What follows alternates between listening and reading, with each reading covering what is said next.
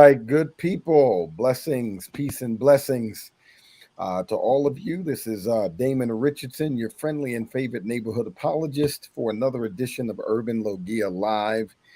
And I am joined tonight by two good, dear brothers and friends of mine. And we're going to get into why we're here in just a couple of minutes.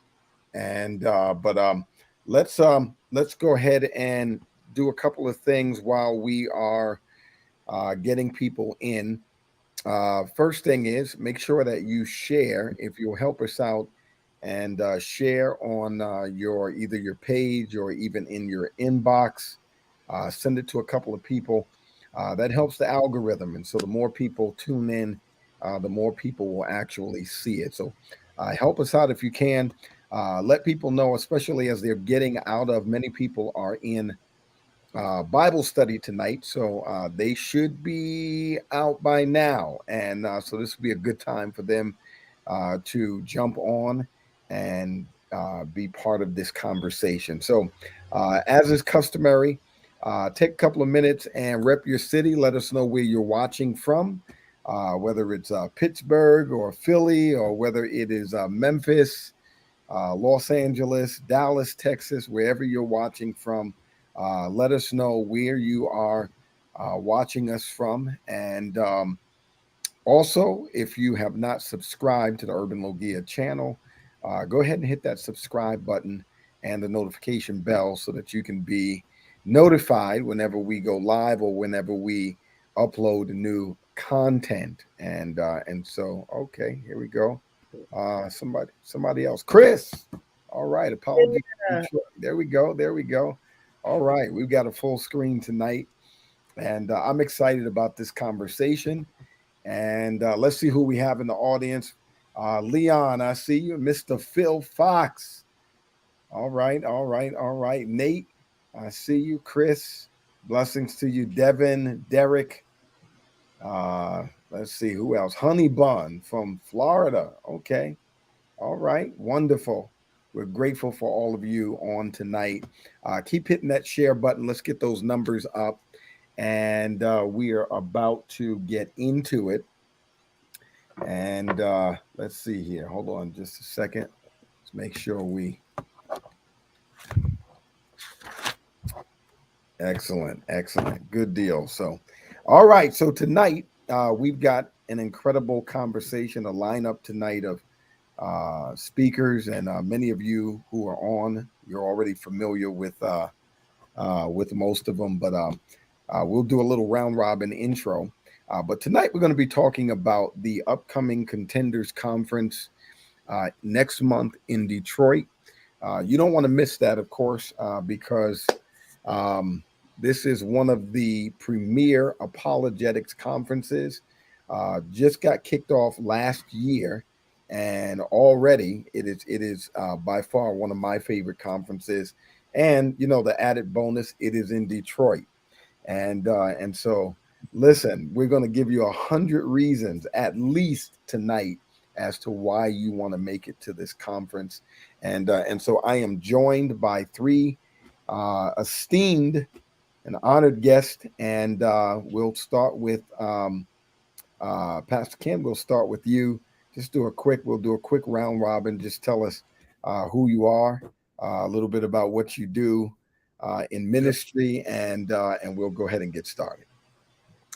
All right, gentlemen, glad to be here. And as Elder Damon said, it's in Detroit. It's not in Dallas, because if it was, he'd go check out the Cowboys game. But it's in Detroit. And man, no, excited to be on here. I pastor Crossover Church in Southfield, Michigan, right outside Detroit. Been doing that. We're coming up on 7 years next week, actually. Yeah, time flies.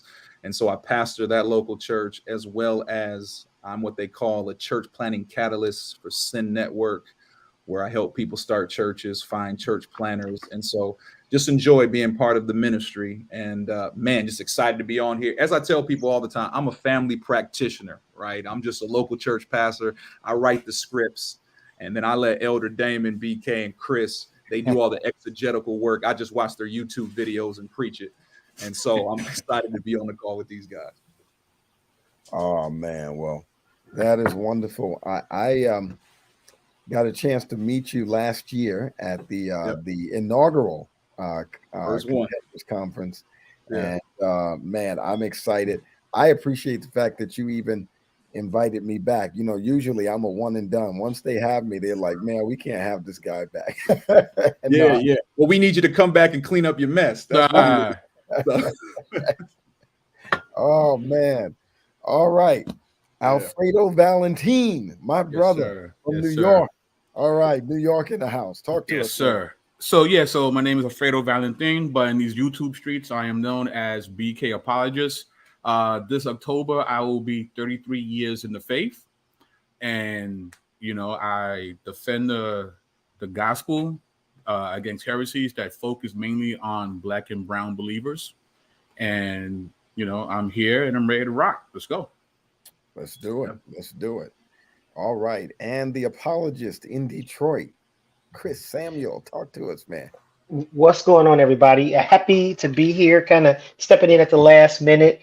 Man, Contenders conference last year was an amazing time and an amazing event that brought people from Metro Detroit area as well as people from around the country together to hear some profound speakers, Damon and Mike Holloway and Des Ingram, Tremaine Terrell. I had the great privilege and pleasure last year of being the master of ceremonies and handling the Q&As. This year, I was drafted to talk about biblical justice, a subject that I'm very passionate about and excited. I've already got my talk prepared and my slides prepared, and been practicing. So I'm excited to to present this because this is a subject that I'm like very passionate about. Oh, that's awesome. So, somebody give us a sneak peek on who this year's speakers and presenters are going to be.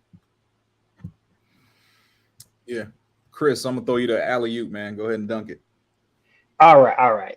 I'm a talker, but I have to be conservative and make sure I don't talk too much. Yeah, so great.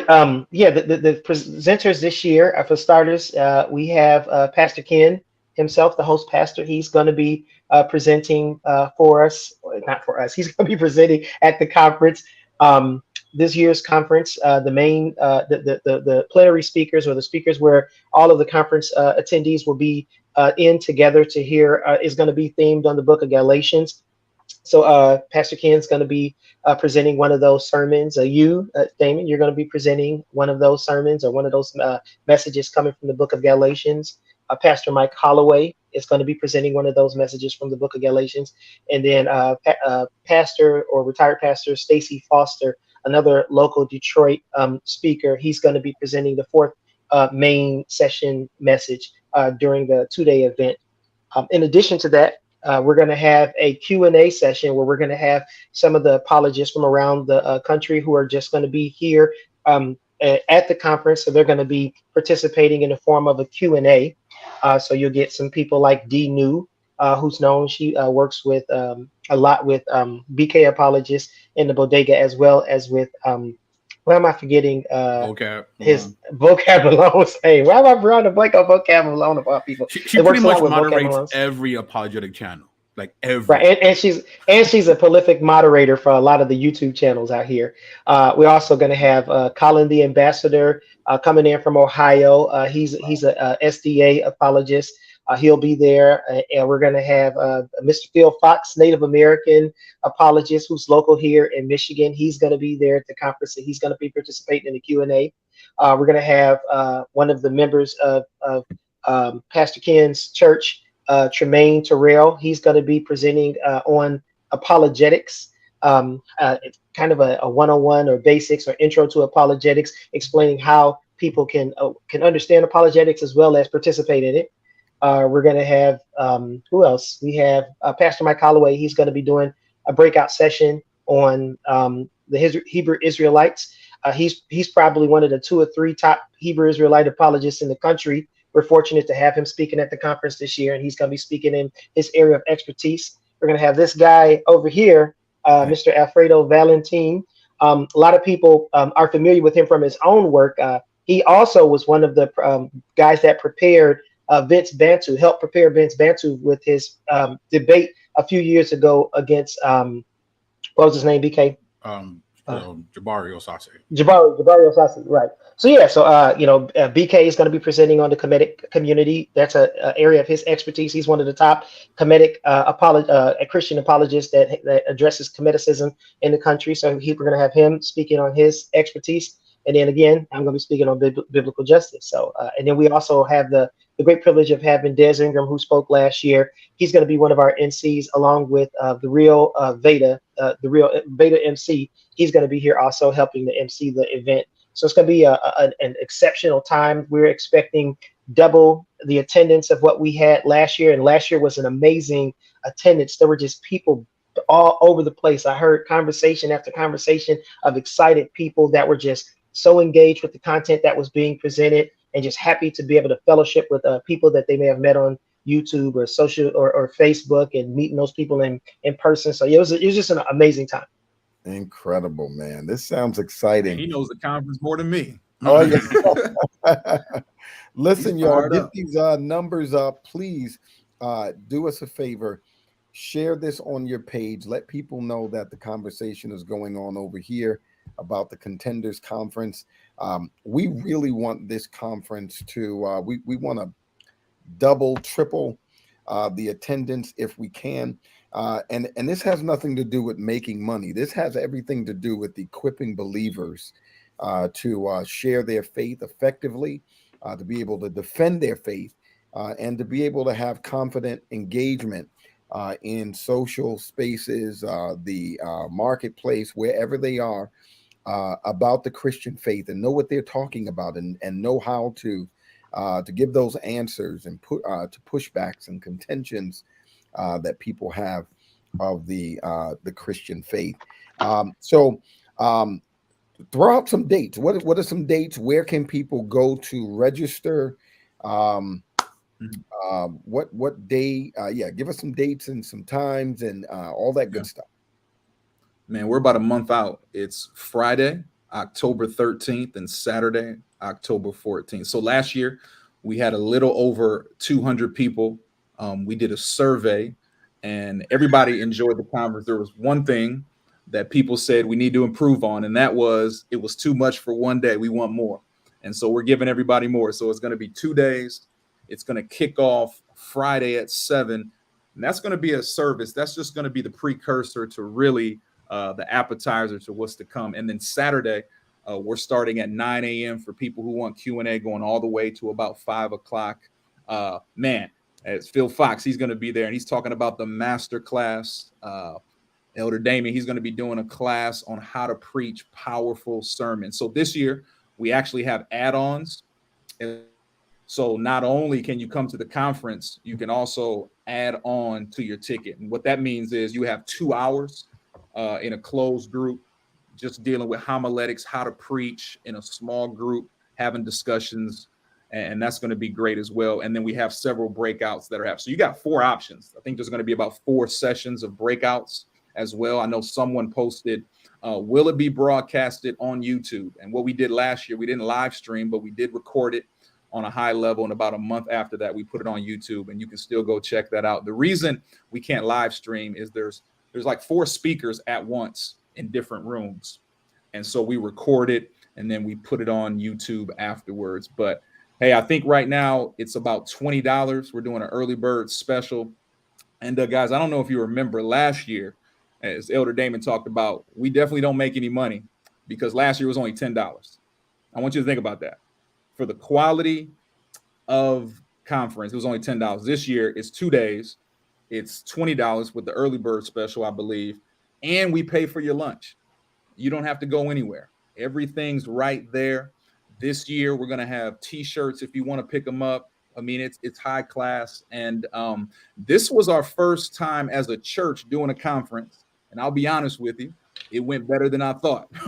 So we decided to do it again, and really proud of our church just stepping up. And we just want to be a blessing, to everyone there. And the goal of it is to equip the believer, even the person who doesn't know anything about cults, apologetics. You will get something out of it as well. And for pastors too, you can do those add-ons again, how to preach powerful sermons. Elder Damon will be doing that. So it's something for everybody. We actually got Logos is going to be there. They're going to do a presentation. Matt's going to be there. Then he's going to do a breakout session on how to study the Bible from Logos, which is the premier Bible software. So, man, we're doing a lot, and it's going to be jam-packed for 2 days. And then, hey, shameless plug, man, you can come and worship at Crossover Church on Sunday. Elder Damon will be there, and that's about 15 minutes away from the building. So, man, come on out, spend a weekend in Detroit. It'll be awesome. After October 13th to 14th, the weather's going to be bad, but we've been praying, and I promise you the weather's going to be good for those days, man. So come on out.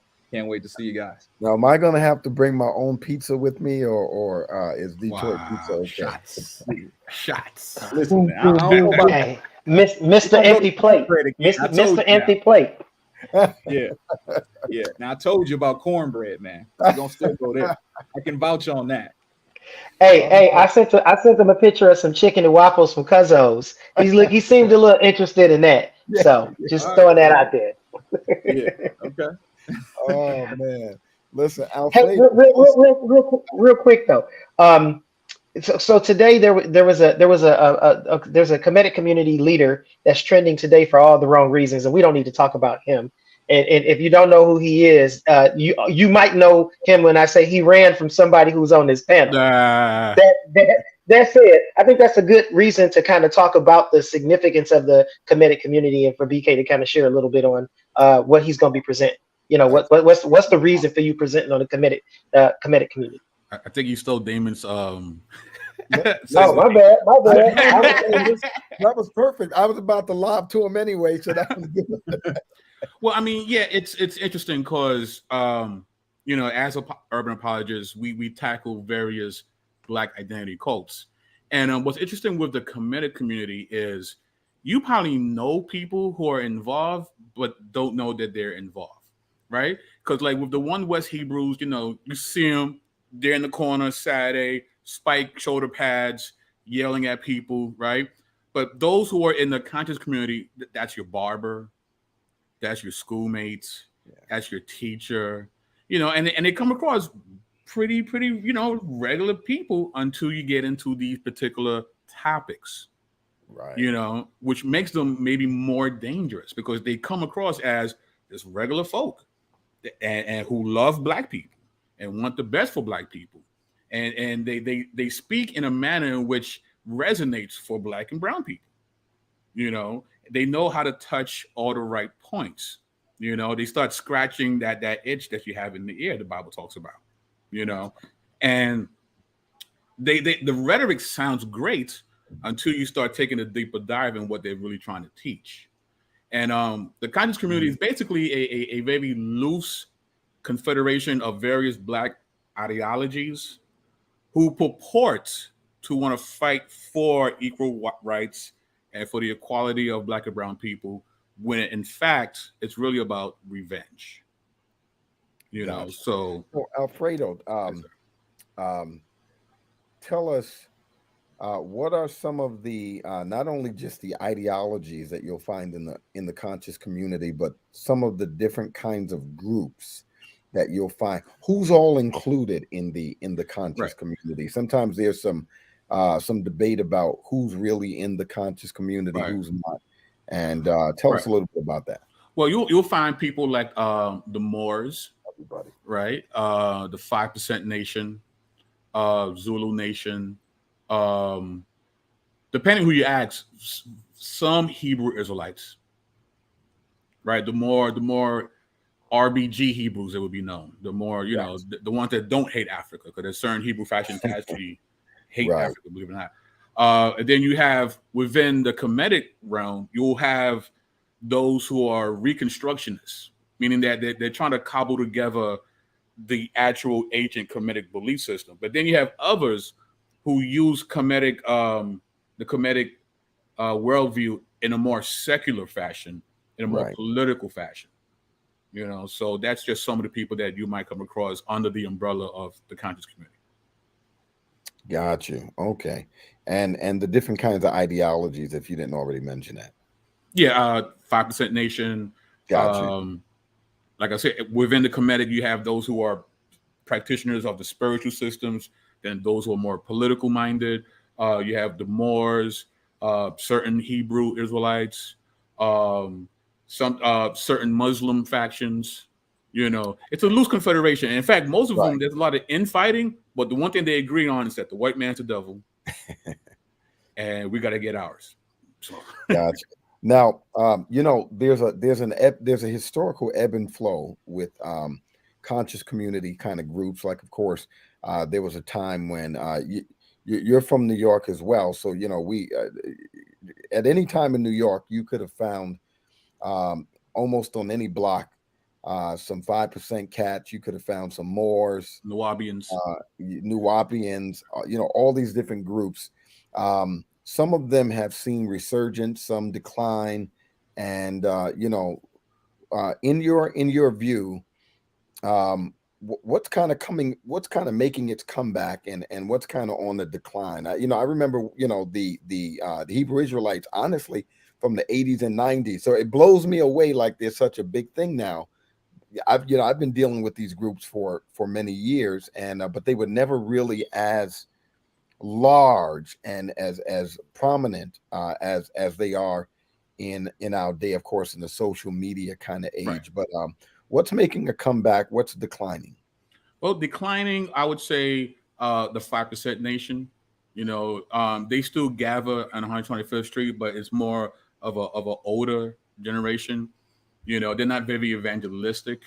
There's not a lot of outreach. So because of that they're not as big. When it comes to the Hebrew Israelites, IUIC, very huge, very huge, and very smart. They've taken full advantage of the internet. They have their own audio visual team. They have their own record label. Like, it's a well-oiled machine of heresy. Well, where are they headquartered? Are they headquartered in New York, or are they headquartered in Chicago? It was New York. I don't know if that's the case anymore. Okay. But they have mission teams. They're going abroad. They're in Africa. They're in the Caribbean. Like, they are really advancing their doctrine in an amazing way, and all the more reason why we need to do what we do. Within the Comedic faction, I would say more of the spiritual aspect, crossing over with like the Ifa system, voodoo. Has gotten very popular, especially with Black women. Mm-hmm. We're starting to see a lot of that. We're starting to see a lot of syncretism with the mystery systems and church. Okay. We're starting to see a lot of that. And so I would say mostly like the IUIC, voodoo / Comedic spiritual practitioners. That's. And you'll be talking about this at the conference, correct? Yes, sir. Yes, sir. I'll be defining. Yeah. I'll be defining what the conscious community is, what their goal is, and how to defend against a couple of their critiques when it comes to Christianity. Oh, that is awesome, man. I'm excited about that. This is just,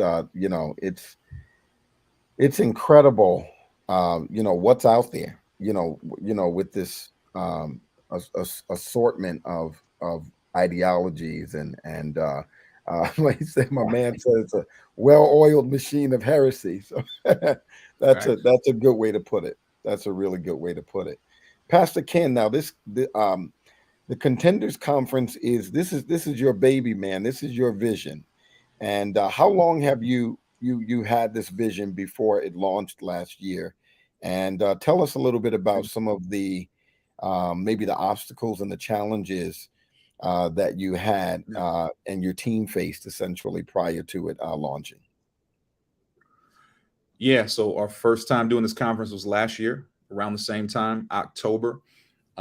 It's funny where you talked about a vision. Been in apologetics, urban apologetics, from afar, engaged in it. But really, it happened. My wife and I were in San Antonio celebrating our anniversary. And I could not believe by the Alamo was IUIC. I couldn't believe it. They were in the corner recruiting Black men. And then I come back home to Detroit the next day on the Riverwalk. Chris, you know where it's at. And same groups there. I'm like from San Antonio, from Detroit. And man, I remember we had an anniversary dinner up at the Renaissance building in Detroit. And I'm looking down, I'm like on the 30th floor. I'm looking down and I see, man, I see the Pride Festival at the same time in Detroit. And then I see these cults yelling at one another. So you got the Pride Festival, and then you got these brothers yelling at one another. And I felt the Lord really say, what are you going to do about it? What are you going to do about it? And I'm thinking like, who? You. One thing I'm passionate about is organizing. I already knew, again, been watching you fellas on YouTube, connected with Chris. He's well connected. I said, Chris, I'm going to need you to take the lead. I'm telling him on this one, as well. You got the right we guy. Just put the pieces together. And man, not only did I want to bring in some just dynamic speakers, I wanted it to be a conference full of excellence. That was my goal. So I was just behind the scenes making it happen. So as far as the challenges, man, I'm going to tell you, we got a lot of challenges in our ministry. God bless this one, man. It really wasn't any hiccups. It wasn't really any challenges. It came together. So a lot of people who were there couldn't believe, just from our church's standpoint, it was just our church who put it on, and just how well they served, how well they put all the things together. Now, if I can get my church to serve that way every Sunday, amen, somebody, then we'd be doing a great job. But oh man, I'll tell you this, Pastor. I remember very well the hospitality. It was incredible. I mean, there's some things that stand out. When you travel, hotels, certain little things that people do, experiences that you have. I guess they call it's kind of like customer experience. It's the way that everything about something that you remember about your engagement with it. And one thing that I was greatly impressed with last year was the incredible hospitality. It was second to none. Yeah, and, awesome. I mean, and one of the things too, if you guys remember, it was only one day last year, which was Saturday. On Friday is when we had some brothers connect, in that small little venue. Mm-hmm. That was my favorite part, man. The conference was awesome, but fellowship is awesome, man. I mean, we prayed for one another, laughed, joked. And so this year, it's going to be a little bit different, but there's an opportunity for the after party, right? That's an add-on. So again, you go ahead, you purchase the ticket, then you will see a prompt that says add-on. You can get a t-shirt. You can come to the after party. We're going to be hanging out afterwards. Again, I'm a shameless plug. I'm going to push that Elder Damon, man, doing that masterclass. You want to be part of that as well, specifically if you're a pastor. If you're a pastor and you bring 10 people out, there's a discount code there where you can come for free and another person. Man, there's so many opportunities, at this conference. And so, but the after party will be right after on hours. Great opportunity to connect with everybody. So, oh man, listen, what are you waiting for, man? Grab that ticket now. There you go. I tell you what, the swag I got from last year was incredible. Listen, I still rock it. The crossover, the crossover sweater, non-hoodie, sweater. You know what I'm talking about? The gray one, Pastor. Can you hear me? Yeah, you guys are breaking up a little bit on my end. Okay. Yeah, there's a gray crossover sweater that I got as part of last year's swag. You know what I'm talking about? It's not the one with the hoodie on it. Oh, you're talking about the t-shirt, the sweatshirt. Yeah, the sweatshirt. Yeah. Oh man, listen, that one is so nice. That one is so nice. Uh-oh. I think we've got a bad connection, and he'll jump back on here in just a minute. So, Chris, man, talk to us, man. Yeah. So my y'all know I'm passionate about biblical justice, and I love talking about the intersection of politics and theology. God has graced me to kind of see some things that I don't see a lot of people talking about, and so I saw it as a niche that I can kind of jump into and contribute to the body of Christ.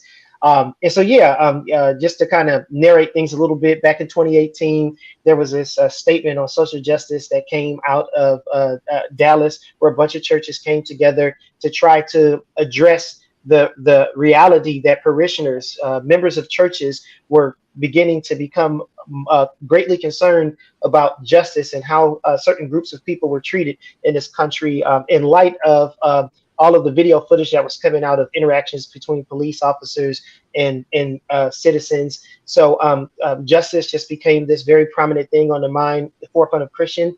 And as I stated earlier, it's something where I felt like I was almost gifted by God to be able to kind of address it. So yeah, I'm excited to kind of present on that, to talk about both the sociological phenomenon and how it came about, kneeling at games and during the national anthem, the unfortunate loss of life by certain individuals, and how at the hands of the police, and how that catalyzed Christians to thinking about this very important theme of Scripture that was always there, and how we as Christians today can rightly place that in our lives as we represent Christ down here on earth. So yeah, I'm excited to talk about justice, biblical justice, and how to think about it clearly, and how to represent God with it in a faithful, biblically faithful way. So yeah, I'm super excited and ready to go. That statement on Dallas, I remember what that Phil said. I see him. It says 2016. I don't think that's when it came out, though. It was written somewhere around. It came out in 18. It might have been written before that, but it came out in 2018. Because there was Trayvon Martin was kind of like the latest catalyst. That was like the earliest one that kind of started pastors on social media like Twitter talking about that case, and then there were a few other cases that came out. Eric Gardner in New York, and Philindo Castillo. So then it was just kind of at the forefront, and there were a lot of Christians and Christian leaders talking about it, and then there was a lot of conflict between how Christians should rightly think about and engage on the subject of justice, and where it places in the concept of the gospel, which was where the statement on social justice in the gospel came into play, because it was trying to contextualize how Christians can care for justice while at the same time not conflating justice issues with the work of Christ. Right. So let me ask you this. There were a number of really, really popular conferences around that time, TG4, MLK 50. So on, MLK 50, this, that, and the other. Do you think that there is some, not just correlation, but maybe even some causation with the response of the evangelical church here in the U.S. to social justice, and the decline of a lot of those conferences, and even some of the things that have kind of happened since that time, even just the overall decline. And I know COVID has done some things there too, but you see where I'm going with that? Do you think there's some correlation there? I certainly do. And I mean, you can look at, like, there's certain denominations who are kind of like, they're living out these tensions in the public sphere, through the conventions and on Twitter. So yeah, I definitely think there's not only some correlation, but some causation there. And I think that pastors, I think that on one hand, it's good that pastors are taking a more cautious approach. There is this sense that these can be very delicate things. And one thing that we don't want to do is misconstrue the gospel, but also think that in light of biblical theology, justice certainly has a prominent place, prominent place to the people of God. So it's vitally important for us to figure out how these things fit together, and how we can be faithful to both of them, and ultimately in being faithful to both, being faithful to God. So yeah, I see the correlation and causation in it, and I see both approaches, both the conservative approach of slow things down, and as well as the this is essential, this is important, we can't just neglect it any longer approach. So yeah. And so when you're discussing that, are you going to also talk about essentially navigating social justice as an outworking of biblical orthopraxy, and how that fits within the scope of the gospel. Are you gonna go there with it? Absolutely. That's the ultimate goal. The ultimate goal is not simply to diagnose the issue, but to ultimately prescribe a path of resolution, or a path of how the church can respond in the most God glorifying way. So that's ultimately the approach, to explain the difference between orthodoxy, orthopraxy, Right. that there's not a tension between the two. These two things are complementary. It's like one side of the coin is orthodoxy, the other side is orthopraxy. Both sides are essential. You cannot neglect either side and be a faithful follower of God. So yeah, we're Yes. gonna parse this out in a way where the people who participate in this breakout session will be able to walk away from it with some information and some tools to go back to practice better themselves, as well as that they can share with their local congregations to be able to maybe course correct, or maybe do a little bit better job at addressing justice. So you hear a lot of people, at least you used to hear that a lot. Just preach the gospel, just preach the gospel, and it sounds like what we need is an apologetic just to deal with that phrase, right? It's like, how do we defend? How do we defend the faith, the integrity of the faith, from statements, these mantras like that? Yeah. Just preach the gospel, right? Because The, that's the, obviously a major oversimplification, but It is, but one of the simple solutions is to actually read the Gospels. You look at a Gospel of like Luke, for instance, in Luke chapter 3, when John the Baptist comes on the scene preaching a message of repentance, what does he contextualize repentance to be? He says, "You who have two cloaks, give to him who has none. You who have food, do likewise." And then the tax collectors come and they say, "What should we do?" And then the policeman, the soldier comes and says, "What shall we do?" And these are things that we would today drop into the bucket of politics, or we would drop into the buckets of social justice. These are social issues, and right, we might mistakenly separate them from this call of repentance and this call a call to the good news, yeah, whereas seemingly the biblical authors are associating the two together. So let's yeah. figure out how they go together so that we can be faithful.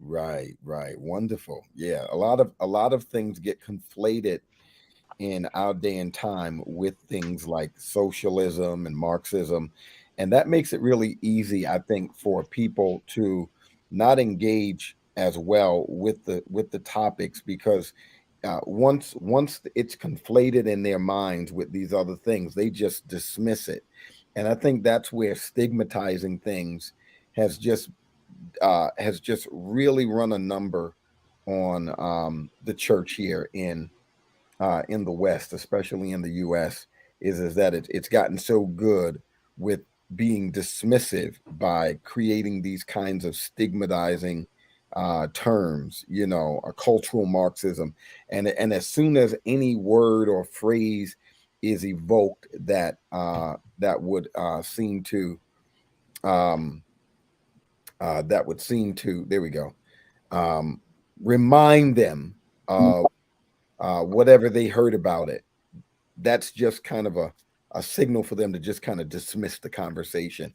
And so, I'm really grateful that we are having these kinds of conversations, because, in the end, apologetics is not just geared at what the cults have to say or what some of the ideologies have to say, but we have some internal issues within the pale of orthodoxy that practices and even statements and ideas that need to be addressed apologetically, right? So this whole piece on social justice from an apologetic standpoint is critical and so necessary. And man, I'm really grateful that you, especially of, uh, of all people, I know a number of people who would do quite well with this topic, but you're definitely one that I've heard over the years that man, this is your wheelhouse for sure. And listen, if you're anywhere in and not just in the area, get you a ticket and fly in, because this is a conference you need to be at. It's super affordable. It's accessible. It's but this lineup and the topics, the sessions. I've been to a lot of conferences, and especially, what I used to do as a representative for actually the same software that's coming. I'm an avid user of it, and me and Matt, I do events, and I call Matt up and have him come, and this, that, or the other. But having worked with Faith Life, and then of course being itinerant, I've been to a lot of conferences, and one of the things I'll say is this: is that especially in my during the Faith Life days and doing all these different conferences that I'm thinking I would have never paid money to come to this conference. I would have never. I mean, and people, they work hard, man. People, you know what I mean? They're buying, airfare, hotel, this, that, the other. And I used to be at a lot of these conferences because, it was a job for me to make presentations of this software, and it was helpful. But I'm looking around and I'm thinking, man, people pay money, and what is the real value that they're walking away with in it? And I had made up my mind. I was like, outside of being invited to speak, I don't think I'd be paying money to go to some of these kinds of conferences, because the value was so low. I mean, you had all these popular speakers, this, that, or the other, but in terms of what people were really taking away, that was useful, that was helpful, that was practical, that was biblical, and all this other stuff, I'm like, it's really, really, but this conference, though, again, not only is it incredibly affordable, it is wealthy in terms of the information that is going to be shared. And so, bang for your buck. Some of y'all are paying, $300 to register for this conference and that conference, and then you're going to pay about $1,500 to $2,000 before the week is out, this, that, or the other. Listen, you definitely need to register for this conference, hands down, because, it's not too many conferences out there that you're going to get this wealth of information and be able to do it in a way that is not going to break the bank for you, So this is something you can take back to your church, information you can take back to your church and be a blessing right there in your community. So this is not just a download of information. Yay! Contenders Conference 2023 in the books, and then we're all back home. This is stuff that you can take back and be a blessing in your local church, in your city, in your community, and rec shop. You can use this for the kingdom and the glory of God. So I really appreciate what's going on here, and this is definitely one of those conferences that I'm grateful to be a part of. And looks like Pastor Ken is just having a tough time staying on. And any other final things that you guys want to throw out? I think I did have a question for Pastor Ken, but if he can't connect with what was it anything to do with logistics for the conference? And so I probably can answer that. Yeah. If it's not, okay. There you go. Last year was the first one. Tell us a little bit about how differently this conference is going to be from last year. Okay, so great. So one of the ways it's different is because after last year's conference, there was a survey that went out that asked how could we make this conference better? As Ken mentioned earlier, they wanted expansion. Also, what they wanted was more topics being covered, and then they specified some of the topics like biblical justice. That was one of the topics that they picked that they wanted to be addressed. I think so that those are a couple of ways that it's going to be better. It's going to be different. It's because it's 2 days instead of 1 day. We're covering, I think, 2.5 the number of topics this year that versus what we covered last year. I think last year we covered 4 topics, and this year we have 8 or 9 topics that we're going to be covering. Also, attendance. Last year, as we stated, it was well attended. We had great lunch that was provided for us. Think about that. Last year was $10, and it came with lunch. You basically were paying for the lunch, and that was it last year. And what came along free with that was some of the most amazing fellowship. time spent with other Christians from other places, and it was just an amazing time. So I think those are some of the significant differences this year. And as Kia had mentioned earlier, what an amazing value it is. This is something that I would encourage churches to do. Even if you're a church from Ohio or Indiana or Illinois and you're close by, 4 or 5 hours away, you could drive. At this point, with the early bird still being intact, if you had 10 people sign up, it would only be $150 total, because it would be $15. It's $5 discount if you do 10 people or more. So if you just had 10 people sign up from your church, it's only $150 for those 10 people. In today's economy, where you can rent an Airbnb, a multiple room place, this would be a great value opportunity. So even churches that are close by in states like Ohio, Indiana, Illinois, Chicago-ish area, this is a great opportunity to take advantage of some great teaching from some experienced expert teachers and learn about these codes, learn how you can respond to it. And so, yeah, great time, great conference. Wow. Listen, if you all don't mind, just the last, say, 10 minutes, and we'll do what Pharaoh wouldn't do, and we'll let God's people go, as they say. But last 10 minutes, if you all don't mind, we'll field some questions from the audience. If anybody in the audience has any questions for any of the panelists tonight, as we always do, just put question in front of your question so we could see it immediately. We could recognize it, put it up on the screen. If you have any questions, now would be a good time to ask. So while they do that, I'll take 30 seconds to say I've had people personally tell me from as far as Miami, Florida, New Orleans, Philadelphia, Atlanta, Georgia, a couple of different places in Georgia, Texas, California. These are the places so far that people have already signed up and are coming from. Think about that. That's amazing that we're going to have people from all over the country coming in for this conference. Gotcha. Oh man, awesome. Yep, we've got a question there. Pastor Ken, you want to jump on that?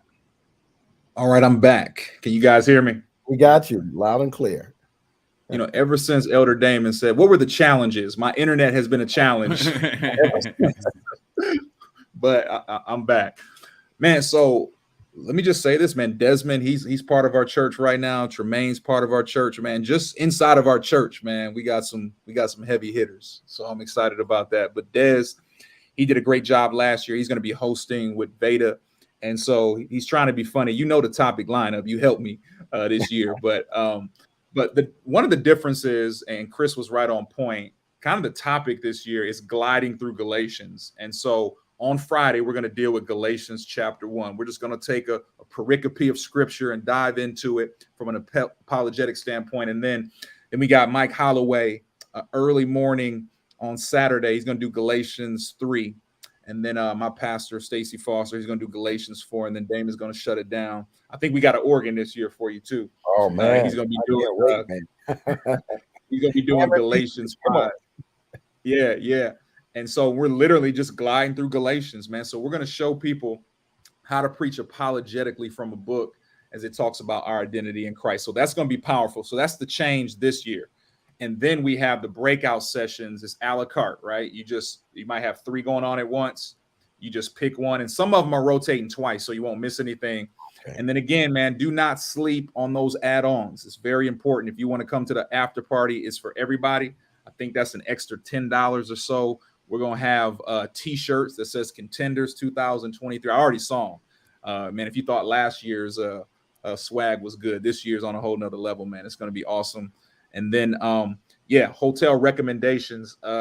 Chris can speak into that a little bit more. He probably knows more of the hotels close in that area. But also, too, this just isn't a local conference, man. This is a national conference now. I think that's the difference between last year and this year.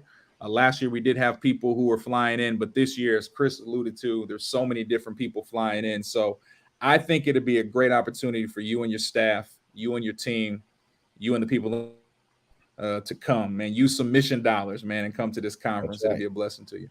Absolutely. Oh, man. Wow. This is incredible. Any other questions. I'm looking to see. I didn't. Hopefully, I did not miss anybody. Nope.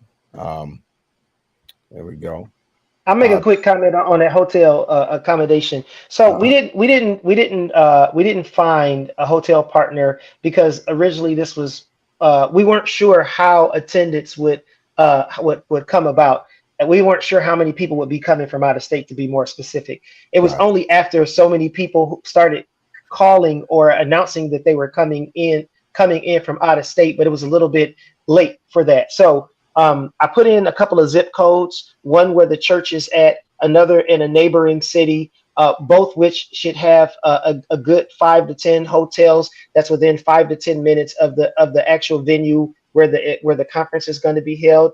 I would say the average cost of a hotel would range somewhere between $150 to $200. So you can consider that while you're looking for the residents. Also, you can look into Airbnbs. There's Airbnb locations in those zip codes as well. Yeah. Okay. Also, I would say this too, man. If you're booking a plane ticket or have plans, it starts on Friday evening. It goes Saturday from 9 to 5, but also Sunday is a great opportunity. As I said before, Elder Damon is going to be at Crossover Church. I know BK, he's going to be in Flint. Veda's going to be in Inkster, and these are places right outside Detroit. So you can really spend 3 days and just have a great time. So the conference is not just gonna end on Saturday. It's going to continue on Sunday. As I know Elder Damon is doing Galatians 5, but he's just going to continue to go through that at Crossover Church. So yeah, come on out, man. Come on out. It's going to be awesome for 3 days. Just saying, if you're booking a plane ticket, you might want to do that Sunday afternoon instead of Saturday. And there's opportunities for us to worship together again. So the early bird special still going on. Specifically, if you got a church and you're bringing more than 10 people, you definitely want to get that discount code right there. It's going to save you a lot of money. And if you're a pastor in ministry or you want to learn how to preach, man, that master class is going to be awesome. Elder Dem, can you talk about that a little bit? I mean, the topic is how to preach powerful sermons, homiletics. What are some things that you're going to? Oh yeah, this is definitely my wheelhouse. we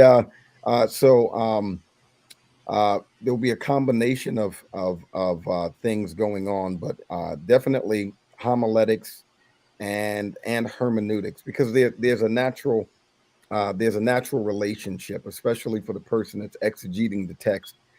You can't homiletically present the text unless you are properly exegeting it, hermeneutically exegeting it properly. So there's a natural marriage between homiletics and hermeneutics, and so we'll be talking about some of the mechanics of that, faithfully doing that preaching. We'll be looking at some different methodologies, obviously exegetical, expositional kind of preaching. We'll be talking a little bit about the African American rhetorical tradition of preaching, but we'll also be talking about preaching apologetically, how you can incorporate preaching apologetics into your preaching. So apologetics is not some standalone action. It's adjectival to other ways that we communicate God's word. So whether it's missions, whether it's evangelism, whether we're teaching, we can or preaching,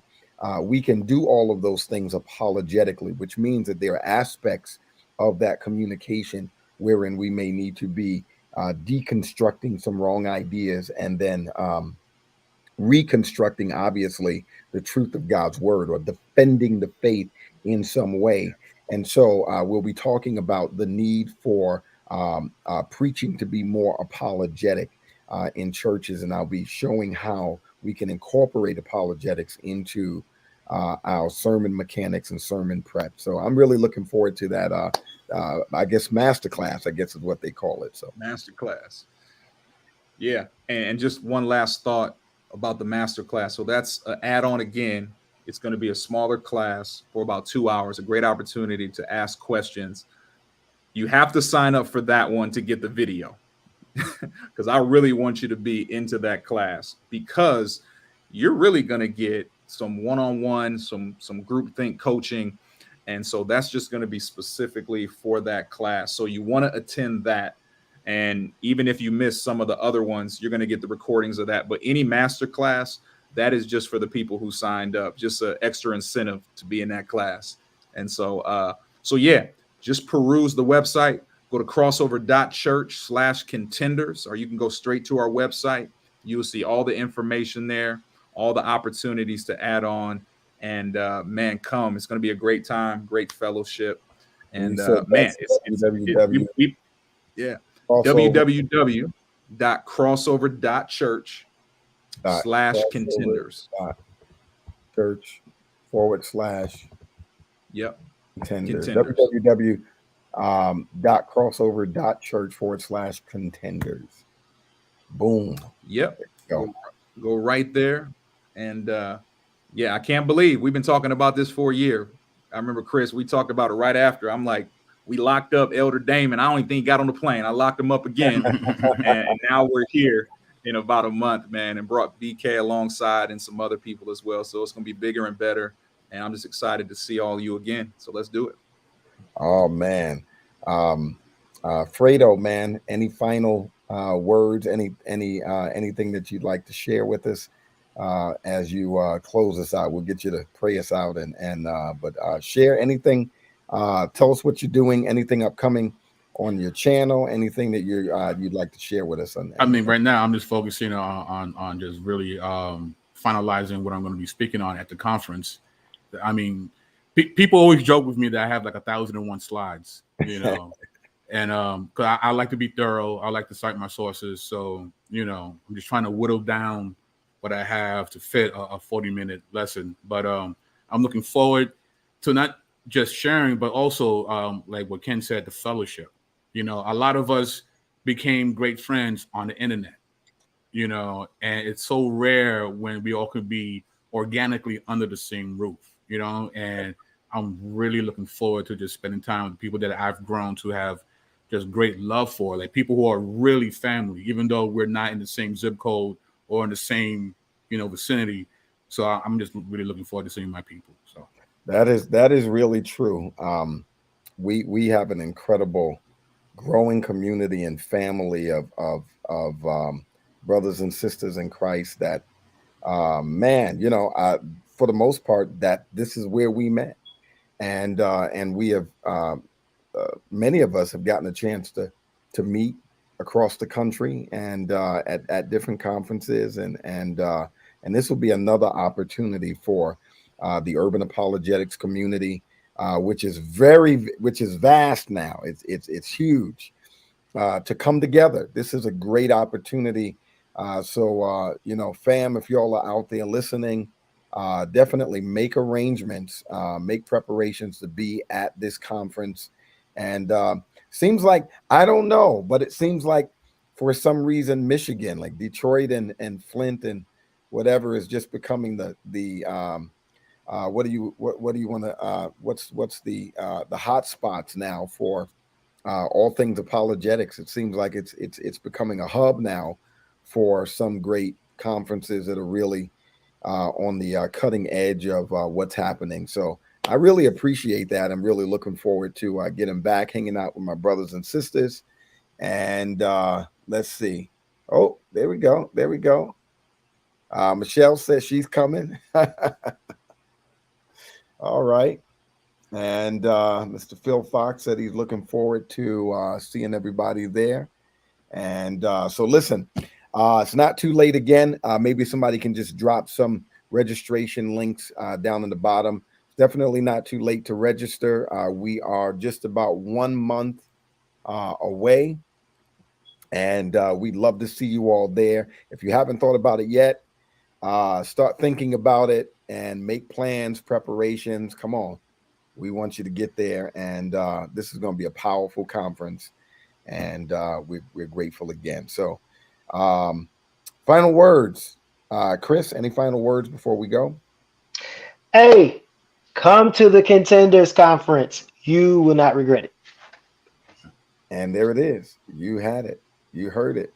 Come to the Contenders Conference. Well, we're grateful again. Thank you so much, you all, for joining us tonight and being part of this conversation. And hopefully we have said some things that are edifying encouraging, and that we've kind of pushed on you, nudged you a little bit to make a decision to invest, because it would be an investment to invest to get out here to the Contenders Conference. And so again, signing off, this is Damon Richardson, your friendly favorite neighborhood apologist, and this has been another edition of Urban Logia Live. The foundation of what you're building on